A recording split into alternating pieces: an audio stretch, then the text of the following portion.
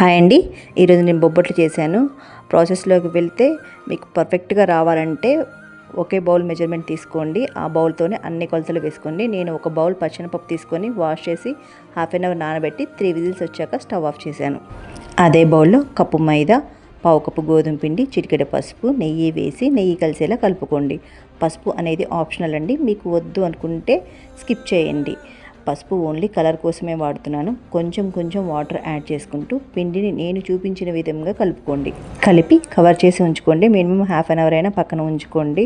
ఇంకోవైపు మనం ఉడికించి పెట్టుకున్నాం కదా, పప్పును వడకట్టి 5 మినిట్స్ చల్లారనివ్వండి. పప్పు చల్లగా అయ్యాక మిక్సీ జార్లో వేసి మెత్తగా మిక్సీ వేసుకోండి.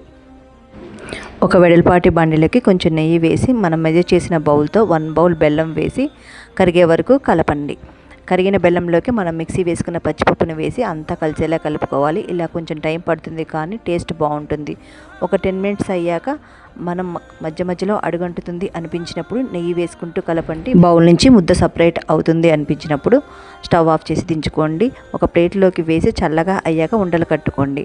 మనం కలిపి పెట్టుకున్న మైదా పిండిని తీసుకొని 2 ఉండలు సేమ్ క్వాంటిటీలో ఉండేలా చూసుకొని మైదా ముద్ద తీసుకోండి.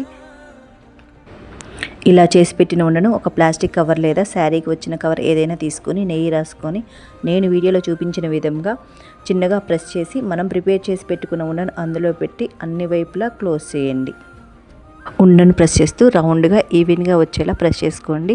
పల్చగా ఉంటే గట్టిగా అయిపోతాయి. మరీ పల్చగా కాకుండా మందంగా కాకుండా వీడియోలో చూపించిన విధంగా చేసుకొని ప్యాన్ మీద వేసి నెయ్యి అప్లై చేస్తూ 2 వైపులా మంచిగా కాల్చుకొని తీసుకోవడమే. ఇలాగే మనం ప్రిపేర్ చేసిన అన్ని ఉండలు ఇదే ప్రాసెస్లో చేసుకుంటే మన నేతి బొబ్బట్లు రెడీ. వీడియోని లైక్ చేయడం మాత్రం మర్చిపోకండి. Thank you so much for watching.